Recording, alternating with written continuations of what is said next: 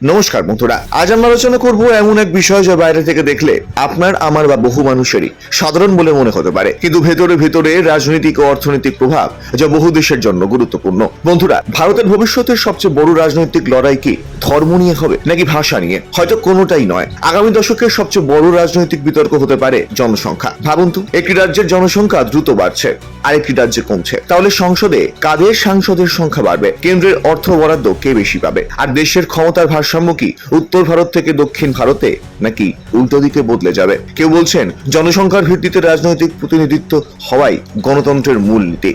আবার অন্যদের দাবি যারা পরিবার পরিকল্পনায় সফল হয়েছে তাদের শাস্তি দেওয়া উচিত নয়। তাহলে প্রশ্ন হলো, জনসংখ্যার এই রাজনীতি কি সত্যিই ভারতের ভবিষ্যৎ বদলে দিতে পারে? আজকের ভিডিওতে আমরা তথ্য, পরিসংখ্যান এবং রাজনৈতিক বাস্তবতার আলোকে এই গুরুত্বপূর্ণ বিষয়টি বিশ্লেষণ করব। তাই বলছি আপনাদের ভিডিওটি প্রথম থেকে শেষ পর্যন্ত দেখবেন। আর আমাদের এই চ্যানেলে অর্থাৎ এই পলি ইন্ডিয়া বাংলা চ্যানেলে যদি আপনারা নতুন হয়ে থাকেন তাহলে আমাদের চ্যানেলটিকে অবশ্যই সাবস্ক্রাইব করে রাখবেন, কারণ আমরা এখানে শুধুমাত্র খবর বলি না, আমরা খবরের পিছনের রাজনীতি এবং অর্থনীতিটাও আপনাদের সামনে তুলে ধরি এবং আলোচনা করি। তাহলে শুরু করা যাক। ভারত এখন বিশ্বের সবচেয়ে জনবহুল দেশ, কিন্তু ভারতের সব রাজ্যে জনসংখ্যা একই হারে বাড়ছে না। উত্তরপ্রদেশ, বিহার, মধ্যপ্রদেশ এবং রাজস্থানের মতো রাজ্যগুলিতে জনসংখ্যা তুলনামূলক দ্রুত বেড়েছে। অন্যদিকে কেরল, তামিলনাড়ু, কর্ণাটক, অন্ধ্রপ্রদেশের মতো দক্ষিণের রাজ্যগুলোতে জন্মহার অনেক কমেছে। এই পার্থক্যই ভবিষ্যতে ভারতের রাজনীতির সবচেয়ে বড় ইস্যু হতে পারে। কেন জনসংখ্যা এখন রাজনৈতিক বিষয়? গণতন্ত্রের মূল নীতি হলো একজন মানুষ, একটি ভোট, কিন্তু সংসদীয় আসন নির্ধারণ হয় জনসংখ্যার ভিত্তিতে। এখানেই শুরু হয় বিতর্ক। ভারতে বহু বছর ধরে লোকসভা আসনের সংখ্যা কার্যত স্থির রাখা হয়েছে, যাতে পরিবার পরিকল্পনায় সফল রাজ্যগুলো ক্ষতিগ্রস্ত না হয়। তবে ভবিষ্যতে জনসংখ্যার ভিত্তিতে আসন পুনর্বিন্যাস হলে পরিস্থিতি বদলাতে পারে। এখন একটি বড় প্রশ্ন উঠে আসছে, যদি ভবিষ্যতে জনসংখ্যা অনুযায়ী লোকসভা আসন পুনর্বিন্যাস হয় তাহলে উত্তর ভারতের কিছু রাজ্যের আসন বাড়তে পারে, অন্যদিকে দক্ষিণ ভারতের কয়েকটি রাজ্যে তুলনামূলক রাজনৈতিক প্রভাব কমে যেতে পারে। দক্ষিণের অনেক নেতা যুক্তি দেন, আমরা পরিবার পরিকল্পনা সফলভাবে বাস্তবায়ন করেছি, এখন যদি আমাদের সংসদীয় প্রতিনিধিত্ব কমে যায় তাহলে সেটা কি ন্যায্য হবে? অন্যদিকে উত্তর ভারতের যুক্তি হলো, যেখানে মানুষ বেশি সেখানে প্রতিনিধিত্বও বেশি হওয়া উচিত। এখানেই তৈরি হয়েছে নতুন রাজনৈতিক বিতর্ক। জনসংখ্যা শুধু রাজনীতি নয়, অর্থনীতিরও বিষয়। ভারতের বিশাল যুব সমাজকে অনেকেই ডেমোগ্রাফিক ডিভিডেন্ড বলে থাকেন, অর্থাৎ যদি এই তরুণ জনগোষ্ঠীকে শিক্ষা ও কর্মসংস্থানের সুযোগ দেওয়া যায় তাহলে এটি অর্থনৈতিক প্রবৃদ্ধির বড় শক্তি হতে পারে। কিন্তু যদি পর্যাপ্ত কর্মসংস্থান তৈরি না হয় তাহলে একই জনসংখ্যা, বেকারত্ব, সামাজিক অসন্তোষ এবং অর্থনৈতিক চাপও।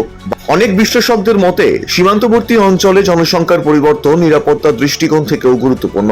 তবে এখানে একটি বিষয় স্পষ্ট করা জরুরি, জনসংখ্যার পরিবর্তনের কারণ হতে পারে অভ্যন্তরীণ স্থানান্তর, অর্থনৈতিক সুযোগ, জন্মহার বা অভিবাসন। প্রতিটি ক্ষেত্রে কারণ আলাদা, তাই একে একমাত্র নিরাপত্তার দৃষ্টিকোণ থেকে দেখা ঠিক নয়। নীতি নির্ধারকদের জন্য চ্যালেঞ্জ হলো নিরাপত্তা, মানবাধিকার এবং উন্নয়নের মধ্যে ভারসাম্য বজায় রাখা। বিভিন্ন সময়ে দুই সন্তান নীতি বা জনসংখ্যা নিয়ন্ত্রণ আইন নিয়ে আলোচনা হয়েছে। সমর্থকদের যুক্তি, সীমিত সম্পদের উপর চাপ কমবে, স্বাস্থ্য শিক্ষায় বিনিয়োগ সহজ হবে, দীর্ঘমেয়াদে উন্নয়ন ত্বরান্বিত হতে পারে। আবার বিরোধীদের যুক্তি, অনেক রাজ্যে জন্মহার ইতিমধ্যেই কমে গেছে, অতিরিক্ত কঠোর নীতি ভবিষ্যতে বয়স্ক জনগোষ্ঠীর সমস্যা তৈরি করতে পারে। ব্যক্তিগত স্বাধীনতা ও অধিকার সম্পর্কেও প্রশ্ন ওঠে, তাই এই বিষয়ে এখনো সর্বসম্মত মত নেই। ভারত যখন স্বাধীনতার 100 বছর পূর্ণ করবে তখন দেশের জনসংখ্যার কাঠামো আজকের তুলনায় ভিন্ন হতে পারে। কিছু রাজ্যে কর্মক্ষম জনগোষ্ঠী কমতে পারে, আবার কিছু রাজ্যে যুব সংখ্যা বেশি থাকবে। এর ফলে কর্মসংস্থান, শিক্ষা, স্বাস্থ্য, অবকাঠামো, রাজনৈতিক প্রতিনিধিত্ব সব ক্ষেত্রেই নতুন পরিকল্পনার প্রয়োজন হবে। তাই জনসংখ্যা শুধু একটি সংখ্যা নয়, এটি রাজনীতি, অর্থনীতি, উন্নয়ন, সামাজিক নীতি এবং জাতীয় নিরাপত্তার সঙ্গে গভীরভাবে যুক্ত।